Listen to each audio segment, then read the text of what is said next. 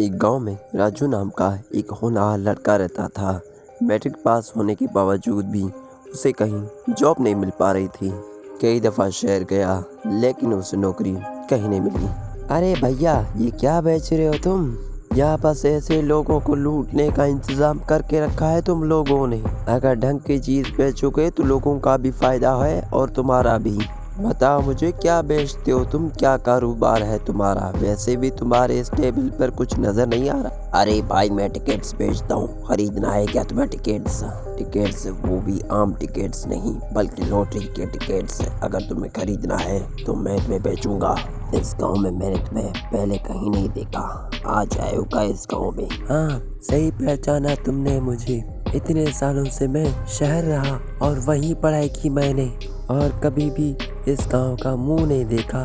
तो तुम्हें भी मैं पहली बार देख रहा हूँ। तुम मुझे भी एक लॉटरी का टिकट दे दो, देखता हूँ मेरा नसीब क्या है। फिर राजू वहाँ से लॉटरी का टिकट लेकर अपने घर चला जाता है। देखो दादी, मैंने लॉटरी का टिकट खरीदा है, देखता हूँ मेरी लॉटरी लगती है कि नहीं। शांति देवी दिखने में तो एक शांत स्वभाव की औरत थी, लेकिन थी बड़ी गुस्से। कितने जाया करके आए हो तुम बेटा पैसे इस लॉटरी के खरीदने के लिए? अभी की अभी इस लॉटरी के टिकट को वापस करो और पैसे वापस लाओ, ना मुझसे बुरा और कोई नहीं होगा। अभी की अभी उस दुकानदार को मुंह पे मार कर आओ इस लॉटरी के टिकट को। मैंने तुम्हें पैसे इसलिए नहीं दिए कि तुम जाकर लॉटरी की टिकटों को खरीदो। अगर तुमने पैसे वापस नहीं लाए तो इस घर में दिखना मत दोबारा। राजू विवश होकर बाहर चला जाता है, लेकिन फिर उसे वहाँ उसका पुराना दोस्त मिल जाता है जिसका नाम केशव था। अरे यार केशव, क्या हाल है? इतने दिनों से मिला नहीं, कहाँ चला गया था? तुम्हें कोई जॉब हाथ लगी? यहाँ भी तुम्हारा हाल मेरे हाथ जैसा ही है। अरे राजू, तुमने क्या मुझे अपने जैसा समझ रखा है? और ऐसी जगह लगी है जहाँ तुम सोच भी नहीं सकते। हाँ, अरे तुम तो मेरा भाई है, दोस्त है। बताना मुझे कहाँ लगी है तेरी नौकरी? भाई हो ना, बता मुझे कहाँ लगी है तेरी नौकरी, बता ना।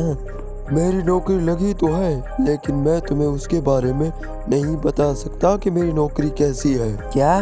कहीं तुम स्मगलिंग का काम तो नहीं करने लगे जो मुझे बताने से हिचकिचा रहे हो? अगर ऐसी बात है, मैं नहीं करूँगा ऐसी नौकरी।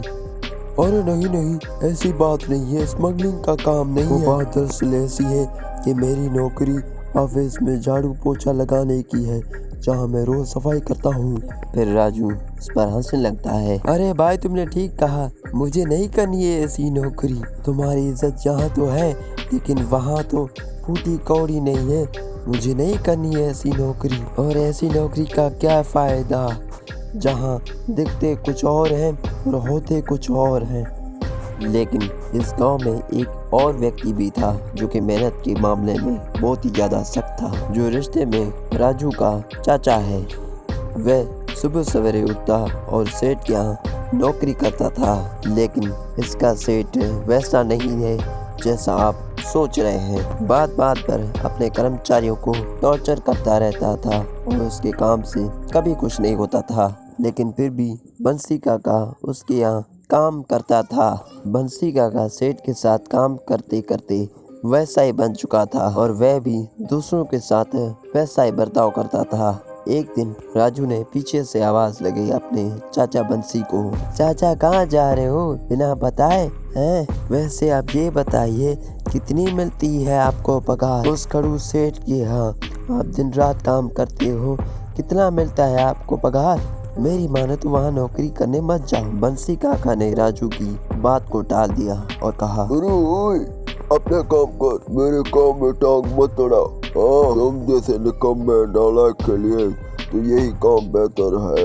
क्यों नहीं चलता मेरे साथ काम करने के लिए? पूरा दिन बैठा बैठा रोटियां तोड़ता रहता है, कोई काम भी कर लिया कर, नहीं तो जाओ यहाँ से, मुझे तुम्हारी शक्ल नहीं दिख रही। क्या हुआ बेटा, क्यों चेहरा लटका कर रखा है?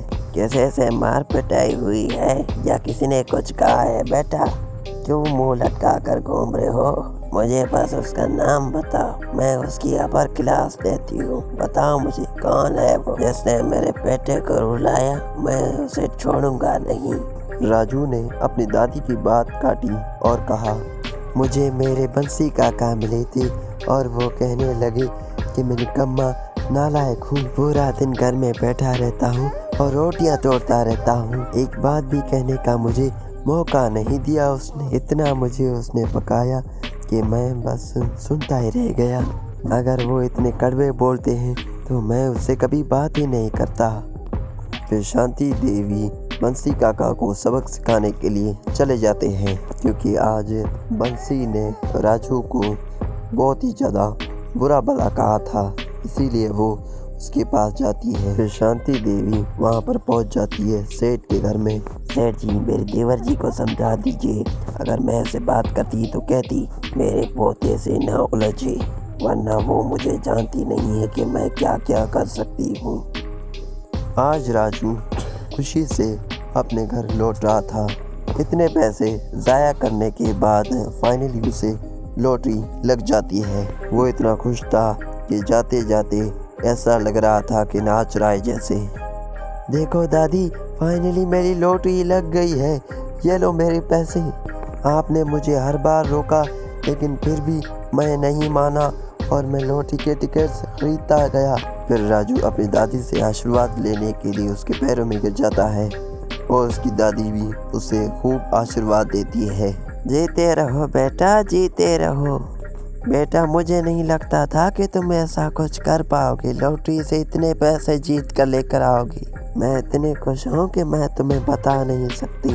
फिर शांति देवी उसे आशीर्वाद देती है और खूब सारा प्यार भी देती है। इतने दिनों से शांति देवी को यह सब नामुमकिन लग रहा था, लेकिन राजू ने इसे मुमकिन करके दिखाया और कम समय में ये बात पूरे गांव में फैल जाती है कि शांति देवी के पोते राजू ने लाखों रुपए लॉटरी में जीते हैं। वहाँ बंसी भी ये सब बातें सुन रहा था और वो सब बातें सेठ को भी बताता है। आज सेठ के साथ ऐसा कुछ गड़बड़ हो चुका था कि उसने कभी नहीं सोचा था, क्योंकि उसके 2 लाख रुपए गुम हो चुके थे और वो राजू पर शक करता है और उस शक के बुनियाद पर उसके घर में आता है और उससे पूछताछ करने लगता है। सेठ को लग रहा था ये सब झूठ फैला रहा है पूरे गांव में, उसने कोई लॉटरी नहीं जीती बल्कि उसने उसके पैसे चुराए हैं।